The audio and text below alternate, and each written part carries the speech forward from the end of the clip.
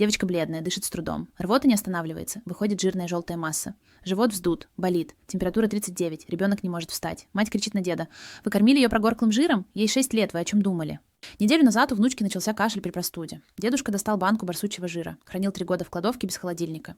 Давал девочке по столовой ложке жира 3 раза в день неделю. Ребенок плакал, отказывался. Жир воняет горький. Дед заставлял: «Глотай, от кашля лечит».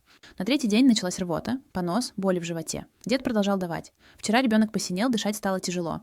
Везем в инфекционную больницу срочно. А что врачи обнаружили? Последствия шокировали даже опытных медиков. Что было дальше? Узнайте по ссылке в профиле.